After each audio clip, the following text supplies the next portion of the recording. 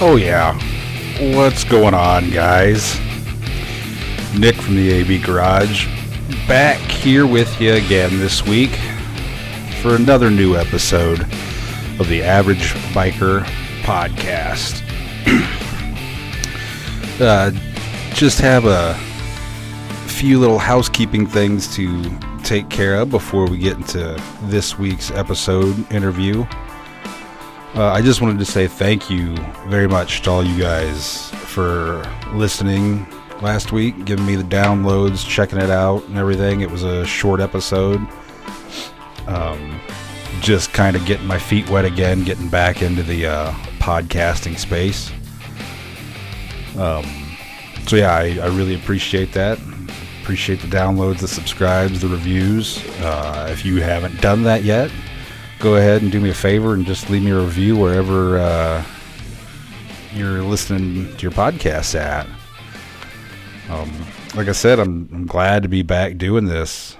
I had missed it and didn't realize that I had missed it this much, but I definitely miss it, and I'm glad to be back doing it. Another shout out, thank you to you guys for checking out the YouTube channel. I've uploaded a couple videos on my Honda Shadow bobber build, and they have been met with a lot of I don't want to say praise, but a lot of compliments, and it's very, very humbling. So again, I appreciate all that. So still looking for guests. If you guys are out there listening and you are a bike builder or just into motorcycles, or you got a little shop, want to get on Skype and bullshit with me for an hour, I'm looking for guests and would love to talk to you. Hit me up. Post my email in the show notes for this, or hit me up on Instagram. Either way is fine, and I'll get back with you as soon as I can and set something up for you. And before we get into this episode, I need another favor. I'm going to ask another favor of you guys. If you could share this episode, listen to it, rate it, review it, and then go ahead and share it on social media, or even with just a friend. Just say, hey man, check this shit out. If you think one of your buddies would dig it, then hell, maybe they would want to be on the podcast. So if you guys could do that, and while you're at it, check out the Instagram and YouTube channel, but mainly just share this episode. It'd be greatly appreciated. So all right, man, with that being said, we'll jump into today's episode. It's an interview. This is my older brother. He goes on to talk about he was a helicopter pilot in the Army, and now he is a medevac helicopter pilot down in Indianapolis. So if you fuck yourself up pretty good down in Indy, need the helicopter, there's a chance he was your pilot. So we talk about that. We talk about motorcycles mainly, because that's what this podcast is about, is motorcycles. But we just spent an hour shooting the shit, and it's always great to talk to my brother. I love him, and I think you guys love him too. So without further ado, here's my brother, Jeff Payton.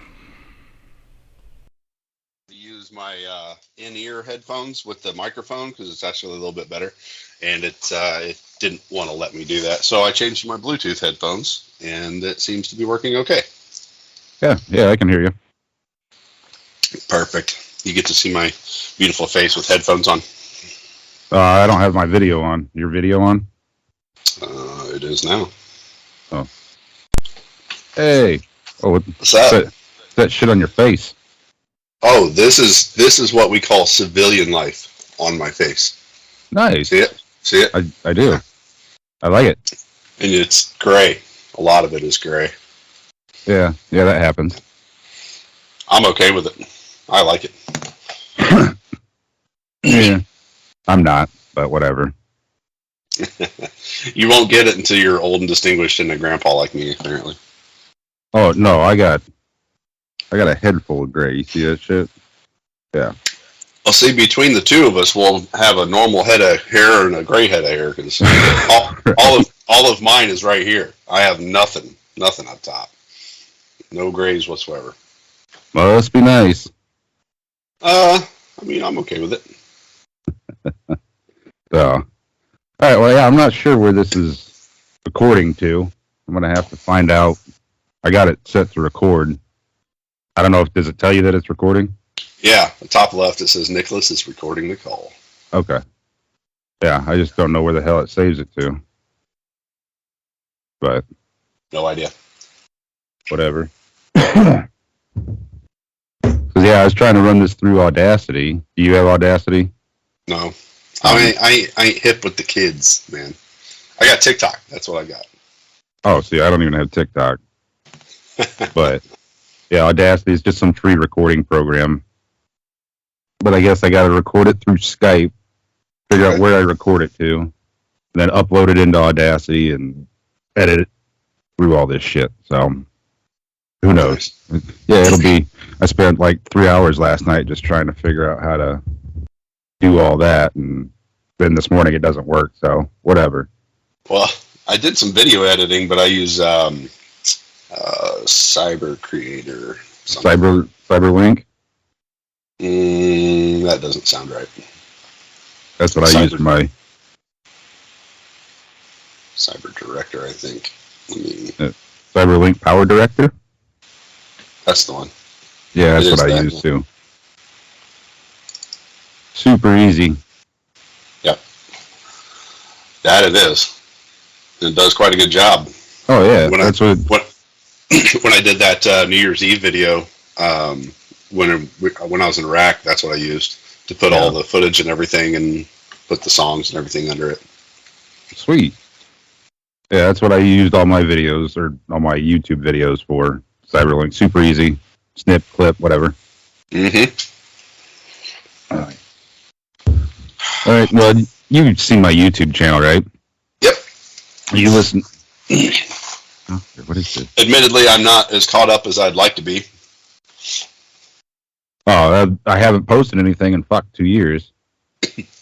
So, yeah, there's nothing. I have all the footage from my trip still that I did in 2020, and then both times I went down last year, I took footage too, and I've got shit. That bike I'm building in the garage, I've got that. I fucking hate editing video. It's time consuming, and I get bored. But yeah, do 3D design in conjunction with video editing, and you'll lose your mind. Yeah, dude, I tried the little logo up there. I did that. It took me fucking 3 days on GIMP and what's the other one? The Vector something or other. I can't see it behind Skype, but yeah, fuck that shit. So agreed. So anyway, you kind of know my channel's about motorcycles and shit like that. Yeah. So that's what mainly we'll be talking about today. You're into cars and shit too, like I am, so we can talk about cars and stuff too. But I don't know if I'm even going to upload this. Like I said, I just kind of wanted to get used to Skype and where to click and what to do and everything before I get more serious and refined guests on than you. Well, you're setting the bar pretty low, I got to tell you. I mean, when it comes to refinement, I have yet to figure that formula out. Right. So, if anybody does end up listening to this is my older brother, Jeff Payton. What's up? He's, are you retired from the Army now? No. That's a complicated subject. Okay. I am potentially on my way out, but well, yeah, because you're old as shit now, so yeah, but I've only been in for 13 years, so I got a few more years to go if I want my 20-year retirement. Yeah, because you joined late, right? You were 28. Yep, 27. 27. Yeah, when I joined. Yep, and joined as a combat medic, and then got picked up for flight school, and have been doing that ever since. So yeah, you flew Blackhawks. Yep. Right. I flew. Well, I started with the Alpha Lima model, which was the older model. I have flown aircraft 3 years older than me, which is saying something. And Antiques. then antiques. Yeah, the one I flew was a 1979 model. It was, or one of the ones I flew. It was a thoroughbred. She liked to fly, but a few years back, the Indiana National Guard got the Mike model, which is the most state of the art, thing that the Army's got, really. And full coupled autopilot, all glass cockpit, very, very fun to fly. Very, very capable aircraft. So my first deployment in 2015, I was in the Alpha Limas, and then this last one to Iraq was in the Mike model. So it's been quite an experience. Nice. So I know, well, kind of know your history with motorcycles and whatnot, being that you are my brother. But if anybody does listen to this, what got you into riding? Oh, I think the same thing that got you into riding. Coming up for the weekends with Dad and getting that dirt bike out and kind of learning all my hard lessons on dirt was nice. I grew up between Dad and my grandpa. Anything that had an engine, I was interested in. And my grandpa for a long time, and you can ask Dad about this. He had a hog that Dad absolutely loved. And so my grandfather rode, and we talked about bikes and everything. And then so I've just always kind of had the natural fascination for anything like that. And then just being encouraged by Dad and everything to get riding and kind of letting me figure that out. I like it. And I've kind of always been a solitary person anyway, so being on a bike alone, that's heaven. Right. That's one of the trips I took last year. You remember? Yeah. He rode with me, and I love him to death. But after that trip, I really like riding alone a lot better. No, hey, you don't have to explain it to me, man. I get it. There's riding in a group is fun, but there's just something about getting out on a lone trip by yourself. There's nothing. I mean, we have gotten as a society and as a species very comfortable with thriving and not surviving. And I think every now and then you've got to get out there and remind yourself that you can do stuff on your own. And motorcycles are the epitome of that. You don't have a big trunk space. You have to carry with you what you got. And that's about it. My bike has a big trunk space. Some bikes have a big trunk space. Some bikes don't. I have what I can fit in the half a cubic foot under my backrest. That's what I got. I actually took my pizza box off the bike, so I'm running in street glide mode right now. But so what was your first bike? I don't even think I know what your first bike was. It was that Yamaha 650 Special. Yeah. That Dad had. That it was a tank, especially for my little teeny tiny 15-year-old frame. The thing was huge, but looking back on it now, it wasn't that big. But it was a bike Dad had. It was an old one, and he let me ride it. And then later in life, ended up giving it to me, and I blew the engine up on it. Was it red one? No, it was black or like a really dark blue. It was real dark. I don't exactly know how or when he got it, but it was just a great little cruiser. It wasn't super fast or anything like that, but it did what I needed it to do. Yeah, had a back seat on it and everything, and I had that for a couple of years before it blew up. And that was my first bike. That's funny because my first one was a Yamaha XS 650 too, and he traded that after I outgrew it. He traded that to the guy that did the shitty tattoo on my leg for the tattoo. So I wish I would have had that bike still, not the shitty tattoo on my leg. Because those bikes, guys chop them all the time. Yeah, it's funny. I didn't know that you had the same. I guess yours was probably not an XS 650. It was No, and I want to say it was like an 82. It was an early 80s model. Yeah. Was it shaft drive? I don't think so. So No. Probably was an XS 650 then. Huh. Yeah. No, it had a chain. It had a chain. I was still learning maintenance back then on bikes. I do all my own maintenance now, but then I wasn't as schooled up on it. I mean, I could work on cars all the time, but bikes I wasn't as good. So the bikes are. I think bikes are more simple than cars, at least for me. Oh, I absolutely think that now, but at the time I didn't. I didn't have a whole lot. That was when my oldest was born and everything, and me and his mom were together, and so I didn't really have a shop, or I didn't have a garage or anything. We were living in apartments, so I didn't have much to speak of as far as to work on them. So I didn't get a chance to do it as often as I'd like, but now I get a little bit more into it. Working on an Italian bike's a little different. After that one, you went. What did you have after that? Yeah, I know we had. What was Gypsy? It was a Honda VF whatever. VFR, yeah. So after that bike, financially and time wise, I took a break. I couldn't justify it with with the kids and being young, and we just frankly couldn't afford it. And getting home from my 2015 deployment, I had a little bit of money squirreled away, and that's when I got my Toyota Supra.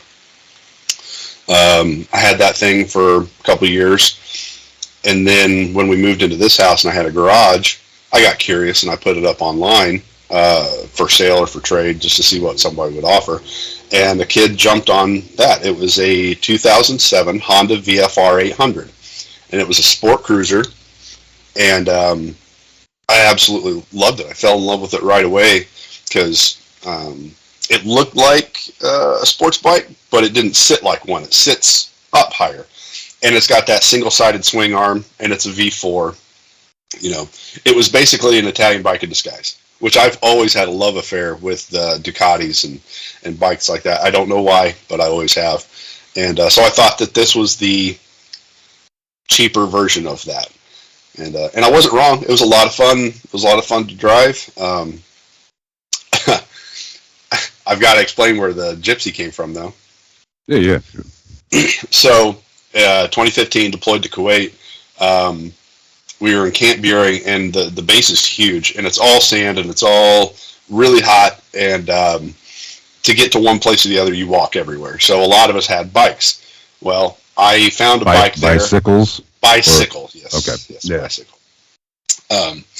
So a lot of us got bikes or found bikes. I found this bike and ordered a whole bunch of parts for it, got it back in tip-top shape. That was one of my little side projects while I was there, was building bicycles for people. But this one was special. It was for me.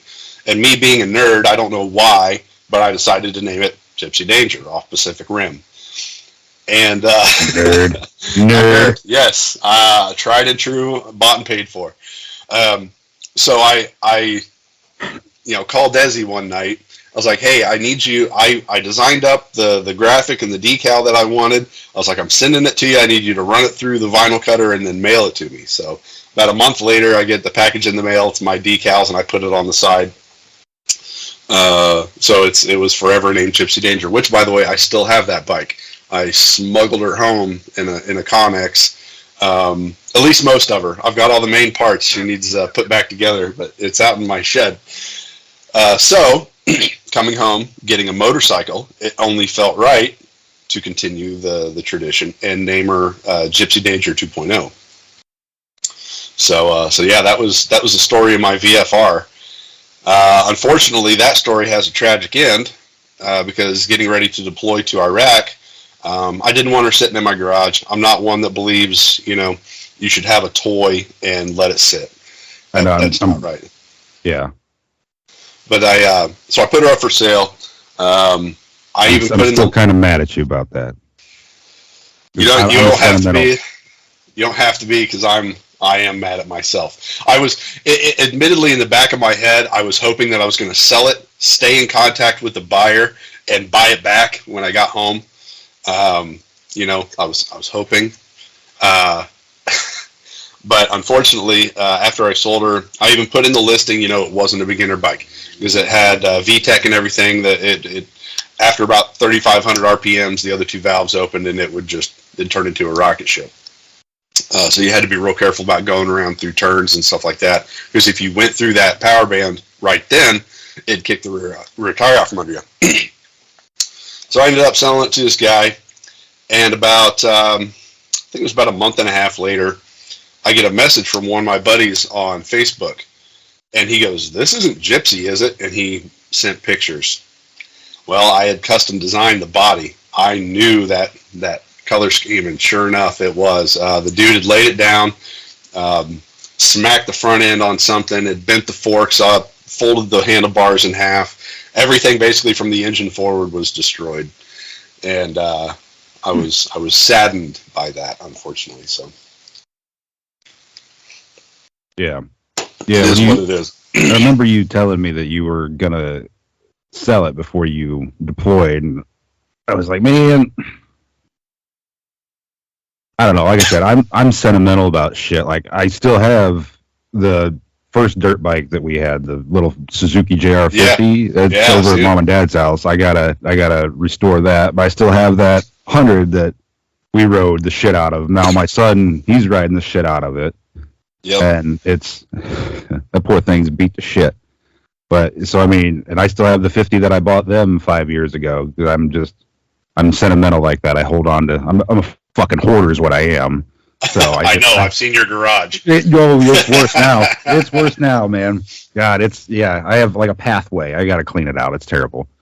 But so yeah, when you had told me that you were going to sell that, and I was like, God damn it! Like, I didn't have the money then to buy it from you, but man, hindsight being 20/20, I should have never let it go. Yeah. I didn't need the money. It was just it killed me to see it sit in the garage for a year and sit there and waste away, but it was what it was. Yeah, unfortunately that came to a tragic end, but so yeah, she's smoked now and it's in the scrapyard, I assume. Oh yeah. Yeah, because the dude wanted way too much for it, so who knows where she ended up. He was trying to sell it after he wrecked it? Yeah, that was the listing that he sent me. Oh, geez. was the Facebook Marketplace listing, and he was trying to sell it for damn near what he bought it from me for. I was like, "Are you nuts?" That makes sense. Yeah. I know what I got. No low ball. So get this, and here's my Buy American spiel. To add insult to injury, I had gone through a company to custom design the body kit because I wanted my body kit to be unique. I wanted it to be, one off my own. And because I like that. I like having something unique. And so I graphic designed it, did it all out, talked with the company back and forth, and they sent it to me. It was okay, looked good. And then I come to find out while I was deployed again, they started selling my body kit. There's still pictures of my bike on their website. Really? Yeah. So you designed it? Yep. And then they just said thank you for the design and copied it, and Yep. Because in China there is no rights as far as no IP or anything like that. Yeah, no intellectual property rights whatsoever. So I use that. I was like, listen, I will design you other ones. I got no problem with that. Just don't sell mine. What was funny was because I was on a VFR Facebook page, and this kid texted me, or he put pictures of his bike, which had the same body kit, but he changed the red color to gold. And he was like, I love this. I was like, I designed that. He goes, no, you didn't. And I sent him all of the original designs that I had in Photoshop that were all time-stamped. And he goes, oh, my God, man, I'm so sorry. I was like, not your fault. It's the company's fault. Right. So I've gotten over that to a degree. Still a little bitter. Yeah. Huh. But, yeah, man. That sucks. Yeah, well, that's life. Yeah. I knew better. I should have paid the money and gone through an American company. Yeah. Well, hell, even then, though, I mean, if you didn't have it copyrighted or trademarked, I'm not sure how all that works. Well, so intellectual property, as far as I understand it, and I could be wrong here, but if you can prove that you're the one who came up with it, copyright and trademark isn't a thing. And that was the thing, is I kept all of the original Photoshop designs and all of the sketches and stuff that I had done, and even all of the email traffic, to where I could have proven that I came up with the design. So yeah, usually those fuckers lawyers though keep you in court for fucking ever though, and just break you. That's how they steal your shit nowadays. Yeah, it ain't worth it. Either that or they pay you off. Well, that'll be all right. I'll sell out. Yeah, right. No pride whatsoever. No, everything has a price. Everything does. Just depends on if you're willing to pay it or not. Right. So it's all right. You got sold the VF4, got deployed. You were in Iraq for what, 9 months? Can we say that you were in Iraq now? Is that okay? Yeah. Okay. So that's the issue there is you can't say before. You can't tell places and dates. So before. So me saying now that I was in Iraq is irrelevant. It's old news. Okay. So, it's no surprise. We've got troops in Iraq. You know, I won't go into specifics as far as like what I did and everything. I can tell you I flew in and out. I don't want to know specifics of anything. I just know before when I was talking about, I can't say anything about where I'm at and whatever. So that's why I didn't. Right. Wasn't sure. When it is and it's not. Like I said, specifics are off limits, but as far as like just general vagaries, I deployed to Iraq. Great. So it was it was interesting. It was definitely more exciting than my Kuwait deployment. That was just miserable. Well, now, when you were over in Iraq and Kuwait, was there any motorcycles over there you could ride? No. You said, you talked about the bicycle. You know what? I don't think I saw a single motorcycle there at all. Whole bunch of trucks. But even so the base I was at in Iraq was a lot smaller. It was a lot smaller. You could walk pretty much everywhere, and we had a truck to get to the other side of the base when we needed it. But as far as my immediate vicinity was concerned, it was pretty small, so we could walk everywhere. Unlike Kuwait, where we were having to hoof it everywhere. But yeah, I don't. In the entire time there, even flying over and going around, I don't think I saw a single motorcycle. Come think about it. Huh. Yeah. Nope. Must not have gotten to the desert yet. No. Well, between that, it's freaking miserable over there. You kind of want something with air conditioning. Yeah. Either air conditioning or heat, because it rapidly swings from one to the other. Really? It'll be 100 during the day and 60 at night, and so it goes through some pretty violent temperature swings, and you feel it too when it's hot all day and then it gets really cold at night. Cuts right through you. So Kuwait smells. It does. So does Gary, Indiana. So you're not wrong. Yeah, you're not wrong. You gotta have respect for a city that gets a shout out in Futurama, though. I mean, they even do a bit about Gary, Indiana, in Futurama. Nerd. I know. Yeah, I know. Yeah. So anyway, you come back from Iraq, and then and then the magic happens. Yeah, you were looking for a bike, another sports bike, because that's what you're into for whatever reason. If I ever figure it out, man, you'll be the first to know. I wish I could tell you. Yes, I was. So I got a buddy in Indianapolis who's big into bikes, and he doesn't care, sports bike or whatever. But he knew I liked Ducatis. We'd had the conversation before. So while I was in Iraq, I was kind of window shopping, looking around, seeing what was on the market and everything like that. And he sends me a message, and we start talking. He's like, "Have you heard of Aprilia?" I was like, "Well, I've heard of them." He goes, "Look into them more." I go, "Okay." He goes, "Just look into the sound." He goes, "YouTube a video for the Aprilia sound." I go, "Okay." So I did. I got on YouTube, literally typed in Aprilia sound, and it brought up a whole bunch of videos, and I listened to this bike, and it sounded unlike anything I'd ever heard. And I loved it. I absolutely loved it. So I started looking at Aprilias as well. And when I found mine, there were two in the state.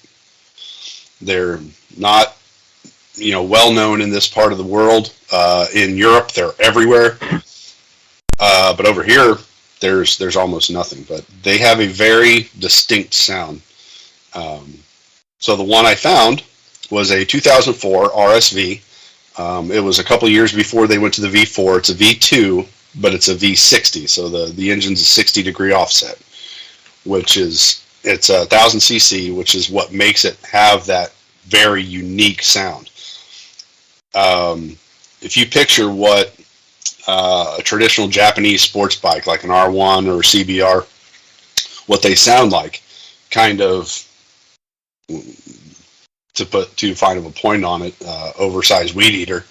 They kind of they kind of have that squeal, that scream. This bike does not have that. It is very a very low note with a lot of, you can tell, a lot of compression behind it, and it's astronomically loud. The kids have said that they can hear me coming as soon as I get into town. They can hear my bike from 10 plus blocks away. Especially if I get on the throttle, which I usually don't do in town. I try to be a polite neighbor, but getting out of town, they can hear me. So I fell in love with the sound. It is an Italian superbike. It doesn't have a fuel gauge or anything like that. It's got a lap timer on the left trigger. It's designed to race. It is stupid fast. Very torquey. I think it's rated at 128 or 130 horsepower at the wheel. Holy shit. It will pull up the front wheel in third gear. You kind of got to be easy with it. I got her back out yesterday and got reminded very quickly in second gear, even mid-range torque or mid-range throttle, it will pull the front wheel up. Handlebar got a little loose, but she's an absolute joy to ride. But man, 2.5 hours on that thing hurts. I'll say it straight out. So my old back cannot handle it. When I want to go down to the Dragon this year, you're gonna ride the whole way down there with me, right? Oh. For the sake of this recording, I'm going to say yeah, sure, absolutely. Well, just so you know, I've got a trailer now, so you got to come up and get it because my bike's not going on it, but you're free to use it. It's that old song, I ain't as good as I once was, and I was good once. My pride says yes, I can, and my back says no, you cannot. Yeah. Yeah, I went on I found that limit. I went on a ride and got a little carried away, ended up on it for about 3 hours, and I was a little stiff coming off that thing because the tank is so long. It's not like the VFR. The VFR, I could actually kind of sit up. Yeah. The tank is so long, you're leaning forward the whole time. So what's amusing is I'll lock my throttle when I need to stretch, and I've got frame sliders on the side.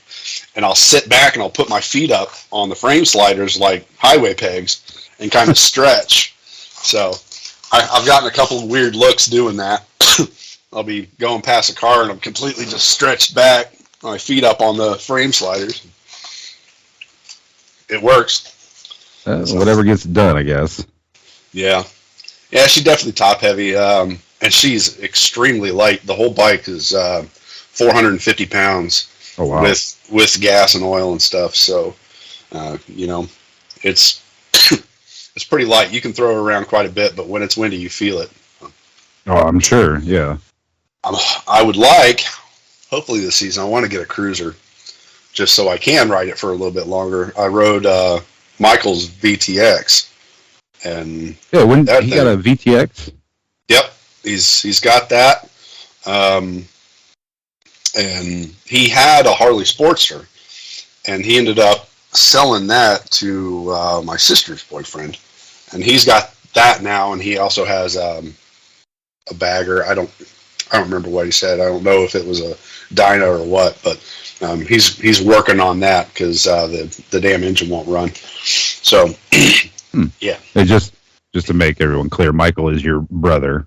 Yes. On your mom's side. On my mom's side. Yep. Gotcha. And yeah, when last time I saw him, he was riding that Honda Rebel. Yep. Yeah. So he outgrew the Rebel. I think he still has it, but he doesn't ride it anymore. God damn. Homie's got a collection going on, huh? I know. Yeah. Yeah. They got into, they saw me riding and then they got into it. And just like you guys, get this. So Tiffany, my sister on my mother's side, she got a Ninja 300. Yeah. Because she made a comment on Facebook or whatever that I saw, and I was like, well, shit, I got levers. What are you riding? And yeah, that's what she said.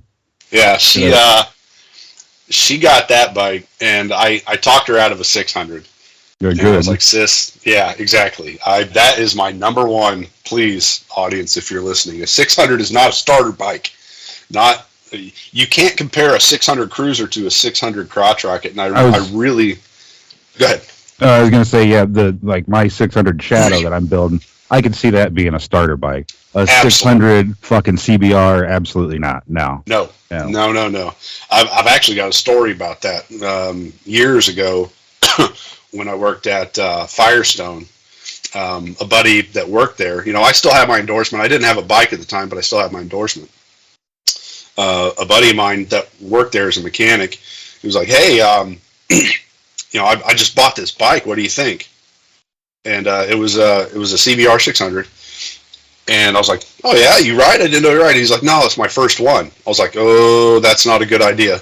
He goes, well, hey, I bought it up north of Fort Wayne. Will you go up there and ride it back for me? I was like, yeah, I can do that. So we go up there. I grab a helmet and whatnot. We go up there, get on this bike. We're heading back down 69, and we stop at that rest stop south of 469. And me and him are talking. He's like, hey, yeah, man, I want to know. I want to see how fast it is when we get out of here, lay into it. I was like, okay, I will. And so we get out of there, and we hit 69, and I lay into it. I leave him. You're gone. I'm gone. And so he catches up to me a while later, and we get to his house, and his whole facial expression is different.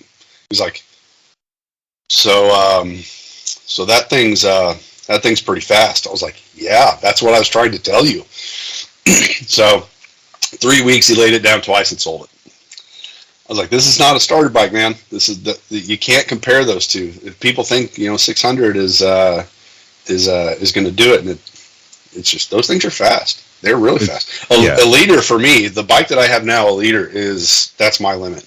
Like the Hayabusas and the ZX14s and stuff, I can't bring myself to ride because they're just stupid fast in a straight line.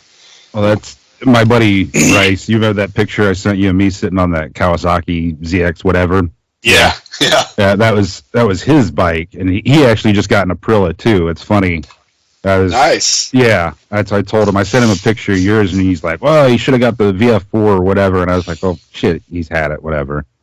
But yeah, when I worked on his bike, and he's like, "Yeah, take it for a ride or whatever." And I am a cruiser guy. I got Harleys and Shadows and whatnot, so I rode that thing just down the road, and I texted him and was like, "Man, this thing runs like shit." And he's like, "What do you mean?" I'm like, "It's just dogging, putt, whatever." And I was like, "I'm, shifting and shit." And he's like, "Well, what RPM did you shift at?" And I was like, "Well, I don't know, like 4 or 5 grand, like my Harley." He's like, no, you got to run that thing up to like 10 and then shift. And I'm like, "Oh, well, I don't even, the down the road was enough for me. My back was already hurting." And I'm like, "Yeah, this is just not my cup of tea."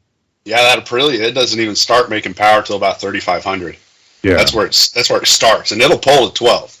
I've got my shift light set for 8, just to kind of give me that heads up, because by the time I see it and my brain processes it, I'm already at 11. So it's if I'm actually laying into it to go, that's what it does. I mean, it'll just straight pull. And I thought the VFR had a wide power band. That's nothing compared to this bike. It will pull straight through without issue. And it's gotten to the point to where I've actually hit the rev limiter a couple of times because I'm not fast enough shifting it up. Because if you shift up, I mean, if you're in the throttle, shifting up and actually intending on staying in the throttle, by the time you get it in the next gear, it's almost time to shift again. So it's there's a whole different technique to it.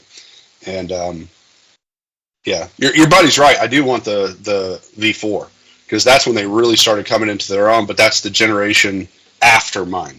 Yeah. So well, I know he's a member of one of the Facebook groups now. I saw him posted in it, so you might see him posting in there. He was looking for a seat or something. I can't remember what he's looking for. Yeah. But it's a pretty small community because there's not, like I said, there's not many of them. Well, that's, when you said that you were looking at one and there was like 2 in the state, I was like, yeah, you and Bryce will eventually run into each other, I'm sure. But yeah, I'm hoping to get out and actually do some more rides this year. But it's funny because like the American Legion and stuff, when I ride with them, I show up and I'm the only sports bike. Yeah. And there's never been any animosity or anything. There's always been curiosity.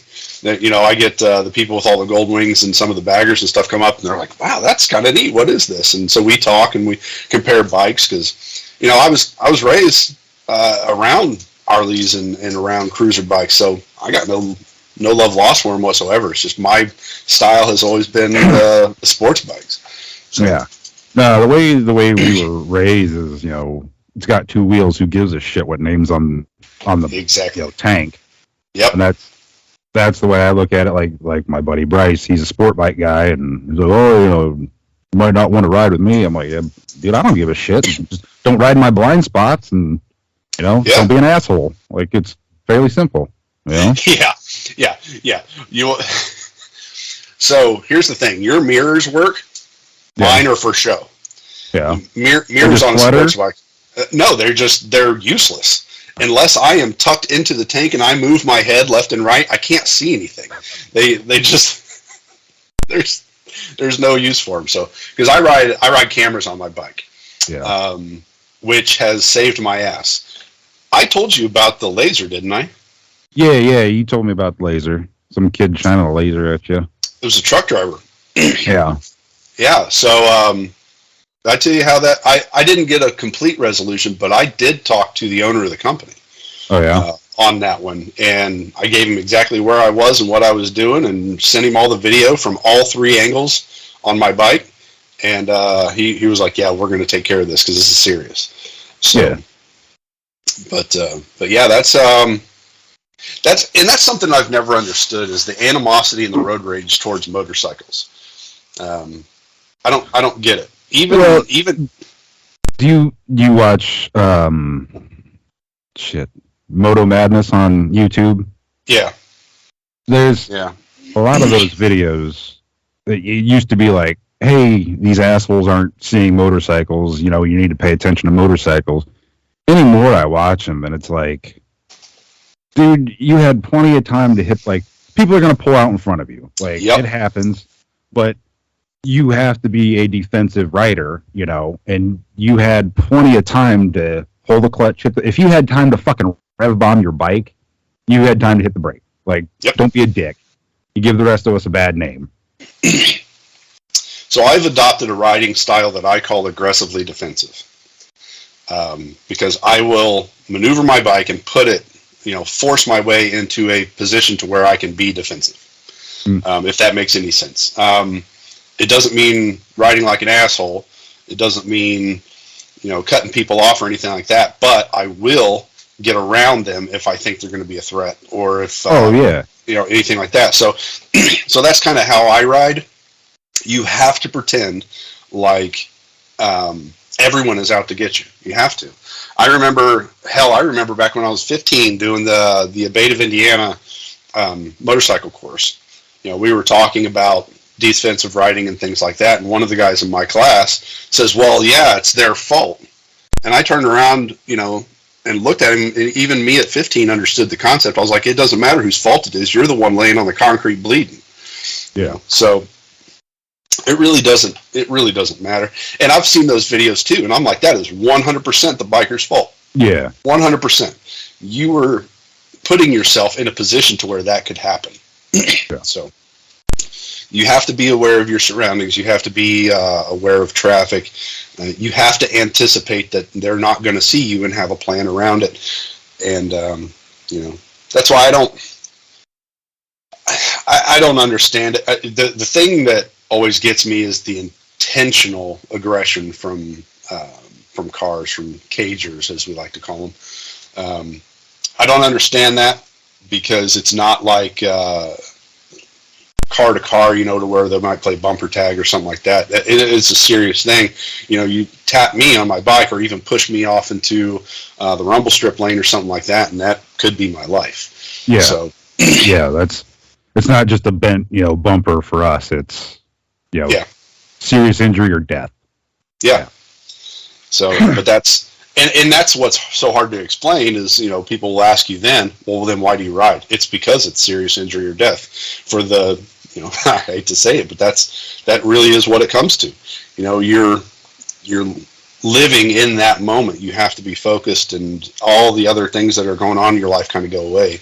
It's very similar to me flying, because at that moment, when I hit the go switch on the engines, I can't be thinking about what's going on at home. Am I having money issues? Am I having this problem or that? I can't be thinking about that, because now it's me and my crew's life are, depending on the decisions I'm making. So, you can't think about that. And I think that's when you're, not to sound cliche, but I think that's really when you're truly alive. Oh, yeah. Is in those moments. So, No, and I don't think enough people live there. No. I tell, when me and Ash took, my fiance took that trip 2 years ago on the bike, and she was over it real quick. But I kept trying to tell her, I'm like, there's nothing like taking a trip on a bike where it's just you and the bike. And Yep. I was like, everything looks different. Like, yeah, you can go do this in a car, but you're in a fucking car. On the bike, you're surrounded by everything. It smells different. It feels different. It's just a totally different experience. And it's funny too, because it really is the epitome of, if you understand, I don't have to explain it, and if you don't understand, I can't explain it. You can try, but you won't understand until you've experienced it yourself. And it's kind of the same way with flying, because there's no rest area to stop. I've gotten into argument even with family members as far as like birds and these quadcopters and drones. That's what scares me. The argument I've had is, you're telling me that this tiny little thing can take down a whole helicopter. Yes, that's exactly what I'm telling you. I said, let me put it to you this way. Would you want to hit this thing going 60 miles an hour down the road? No. I don't want to hit it at 120 miles an hour when I'm 3,000 feet in the air. Yeah. That's scary, to me, because you can buy these things everywhere. And I actually almost hit one the other night. There was a quadcopter. Somebody was flying around Lucas Oil Stadium, downtown Indianapolis, and it's 10 o'clock at night, I think. And I'm coming back from Riley with my crew. We just dropped a kid off, coming back to the heliport, and I see these lights. I'm like, I know the skyline pretty well by now. Like, those lights aren't normal, so at least the thing was lit. And next thing I know, I see it, and I bank off to the left, and it goes right down past me. And I was like, okay, because per FAA regulation, they're supposed to stay 400 feet and below. Yeah. Because 500 feet and above are where we live. Well, I was at 600 feet, and he went right by me. So I call the Indianapolis Tower. I was like, hey, just so you know, there's a quadcopter flying around Lucas Oil. So those are the ones that scare me. Birds, I can't do anything about that. That's nature. Usually birds are predictable. These quadcopters aren't. So, but anyway, I digress. I got on my soapbox there for a second. Right. Well, I don't know if we mentioned earlier or not that you are still flying. You're flying Medevac? Yep. So actually, I fly for IU Health Lifeline. We do a lot of runs out of Indianapolis. There's a few aircraft in the state that run around, and Yeah, I love it. I absolutely love it, especially with my history as a combat medic and as a medic on the civilian side. I really feel like it's the pinnacle of emergency medical service, and then so I'm just using my skills instead of as a medic as a pilot. And, it's single pilot now, so it's typically me and a nurse and a medic. We go out and do runs. Sometimes it's inter-hospital transfers. Sometimes it's scene flights, the car wrecks, the falls, and stuff like that. Those are a little more exciting, I think, because you're landing in a farmer's field or on a highway somewhere. But either way, it's a lot of flying, and that's my only job now. So, I mean, you remember me as a kid. That's all I talked about. Oh, yeah. The fucking flying, and you had models of planes all the time. Yeah, I did. Yeah. And I want to say I'm very lucky, but that hides a lot of the work that went into it. There was a lot of sacrifice and dedication and time spent learning the skill. So, to quote an old song, 10% luck, 15% skill. But you didn't think that you'd be able to fly because your eyes. I'm looking at you right now, and I'm not gonna post video of this, but yeah, you got glasses on. Your eyesight was shit growing up, and what the Army finally laxed their requirements for what your eyesight could be. So yes and no. So what I wanted to do was fly fighters. That was what I wanted to do, and that the Air Force is very strict on your eyesight. It had to be perfect eyesight. Otherwise, you couldn't fly, and you had to have a degree, and that just wasn't for me. So I was disappointed in that. When I enlisted into the Army, I had never even thought that was going to be a possibility. So that's why I enlisted as a combat medic, because I was already an EMT on the civilian side. I had experience with that, so I enlisted as a medic.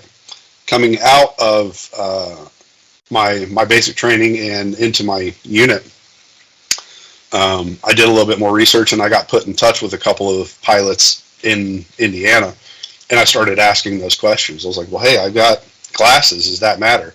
Well, come to find out, it does and it doesn't. So the regulation is your vision has to be 20/50 or better and correctable to 20/20. So my vision has always been stable at 20/40. And then with glasses, it's 20/15. So that was fine. I got waivers for everything else, and it's quite a process to get accepted into flight school. So you drop a warrant officer packet or an officer packet, whatever it may be. You go in front of a board, which is a whole bunch of high-ranking members of the unit. They ask you a whole bunch of questions, general aviation knowledge. It's like an interview, but turned up to 11. Yeah. And then from that, you either get accepted, and then you have to go through a federal recognition board. And this is all after, the medical evaluation, your flight physical and things like that, background interviews and stuff.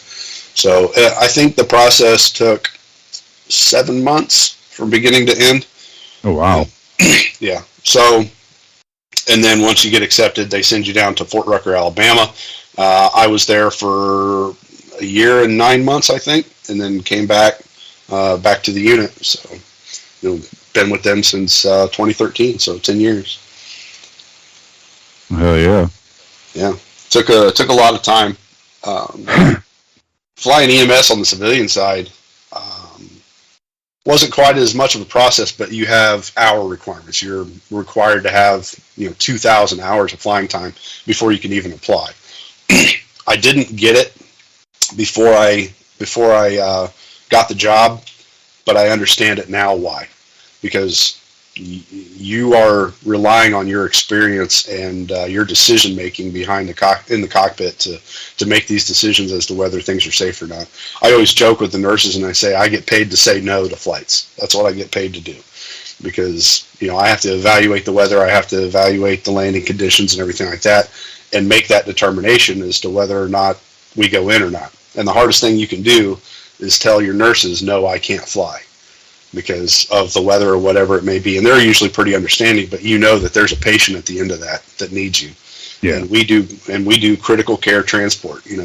99% of the time we're not flying tummy aches to the hospital like normal EMSs are. We're flying real sick people. So saying no to those flights are, it sucks. It's part of the job, but that's, I can't risk my crew to go out there and save one patient. I just can't do it. No, that makes sense. It's extremely rewarding when I get to, though. I guess I never thought about that. There wasn't just someone like some dispatcher saying, "Hey, we got this emergency. Go hop in the helicopter and take off." I guess that's what I thought about, or thought that that's the way it was. Like with the EMS, you just have a dispatcher saying, "Hey, car crash wherever."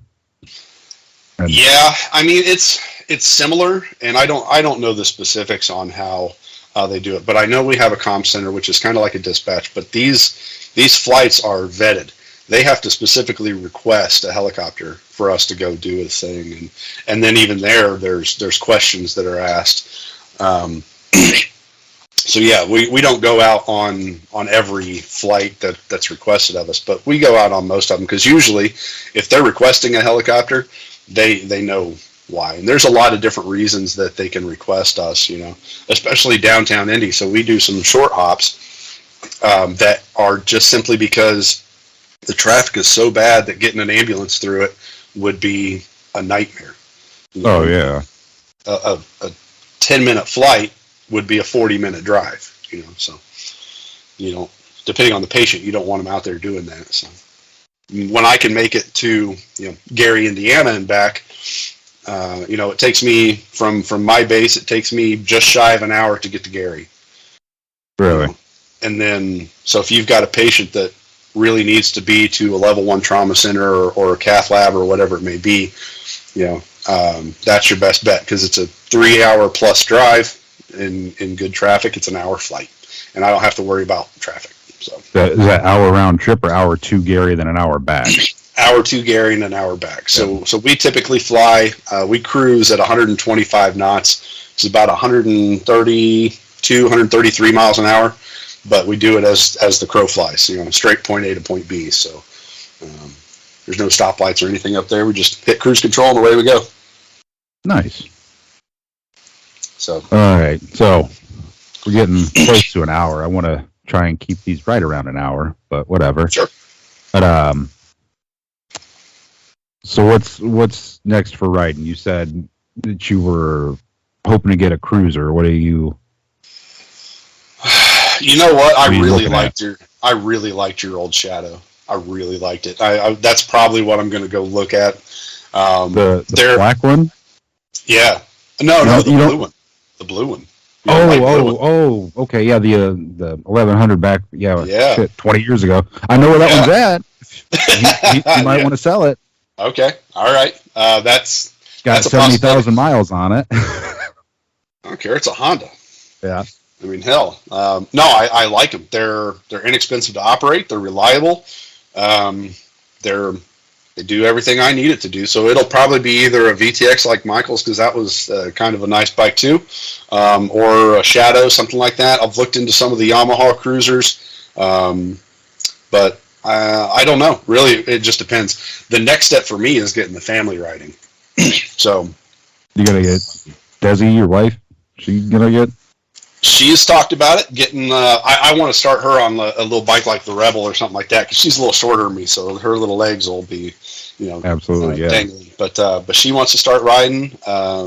My oldest daughter wants to start riding and everything. She's got other issues right now that she's got to figure out, but, and, the Charity and Wyatt obviously have talked about it, so now the step is getting them little cruiser bikes and getting them started, and Jaden's even talked about, my oldest has talked about getting a bike and kind of putting around. I remember you saying he was talking about getting a bike. He doesn't have one yet? No, he was looking at all the gear. Honestly, for him, I mean, he's a college kid. He can't afford it. And I can't afford to get him one because I'm helping pay for college. So it's just one of those things. So time will tell with him. He's talked about it and he's looked at it. And I've, again, talked him out of a 600 because he was looking at that and talked him into the. Tell him Uncle Nick will have a 600 Shadow here at the end of August. He's got to sell them so he can buy a Sportster next year. There you go. Yeah, I've always told the kids, get a bike you can grow out of, not one you're going to grow into. Exactly. It's the exact opposite of just about everything else in life. Get one you can grow out of. So, have any of them taken the MSF class yet? No, not yet. We had talked about getting it scheduled this spring or summer. It just depends on timeline and stuff like that. We've been so busy these last couple of years. Last year was insanely busy for all of us. We were bouncing around doing all kinds of stuff. So last year was a no-go, but this year I think is going to calm down a little bit. So we'll see. Yeah. Well, it's me and Ashley took that back in 2020. How many times have you taken the class? Just the one? Twice. Twice? Took it twice. Yep. I've taken it 3 times now, and I'll probably take it again eventually. I don't know. It's just fun to do for a weekend. Oh, hell yeah. Yeah. It kind of reinforces the basics. Yeah. And but taking it with a significant other is challenging, to say the least. I don't think if I take it again, it won't be with the kids. I'm going to let them do their own course. That way they're doing it without me watching. Because I know if I'm watching them, they're going to be all in their own head and they're going to be second guessing themselves and being like, I want to do this. And well, it wasn't. See, Ashley, she was so paranoid about she was going to wreck the bike that she didn't focus on me. It was me focusing on her. Like making sure that she's not going to wreck the bike. And it was the final exam, and you're riding at one of the instructors, and there's an exercise where they tell you to hit the brakes, and you're supposed to lock up the brakes right then. Well, it just happened that they were doing 2 groups. We had two instructors out there doing it, and it just happened that she had started doing whatever she was doing on the other side as I'm coming in. So I'm coming in, and I'm looking at the instructor, and I see her take off. My head immediately turns, and he's over there flagging me, telling me to brake. And I look back, and I come up to him, and he's like, I know exactly what the hell you were looking at. And he's like, pay attention to what you're supposed to, like, rip me. Didn't rip me a new asshole, but and they all knew that, Dad had taught and that I'd been through the class and whatnot. So he's like, and they marked me. That was our final exam, and that was the one mark that I got, was that I didn't ace it because I was late to braking because I was paying attention to her and making sure that she wasn't going to crash, which is my own fault. But yeah, something to think about if you're going to take the family and go do the class. Because I would be, I can't step out of dad mode. I've found that out. And so I would always, I know that I would be wanting to kind of coach and give them advice. And that's not my job. I'm not the instructor. I want to let them, let the instructors teach. So it's probably best if I just send them through their own class.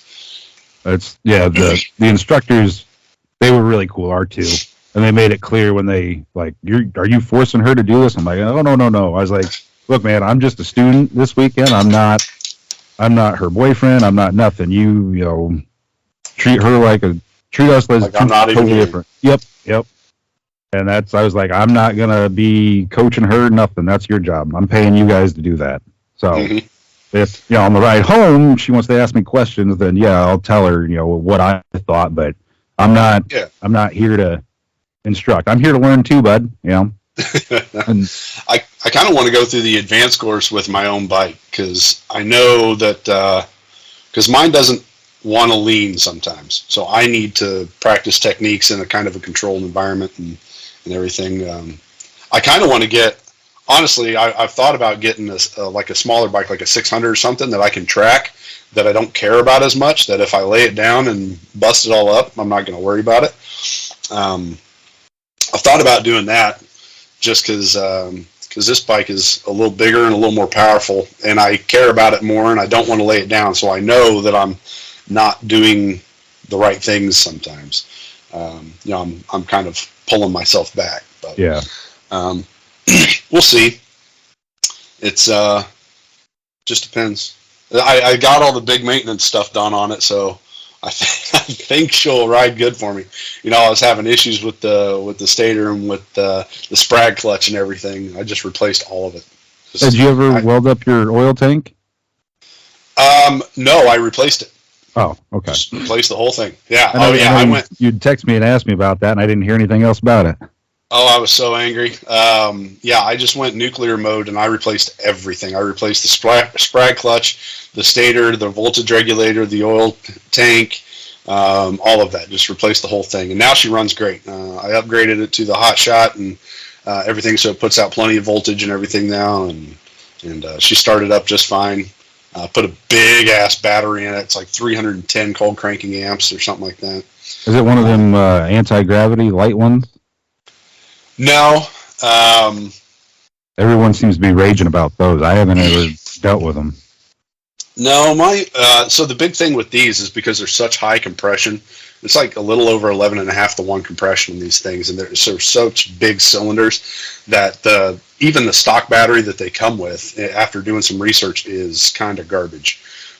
So a lot of the owners for these bikes will put 250 plus cold cranking amps batteries in them. I found one that was like 310 and jumped right on it because what happens is the voltage isn't high enough, so the engine doesn't spin like it's supposed to, and it actually lets it spin backwards, and that's what eats up these sprag clutches. So doesn't sound good.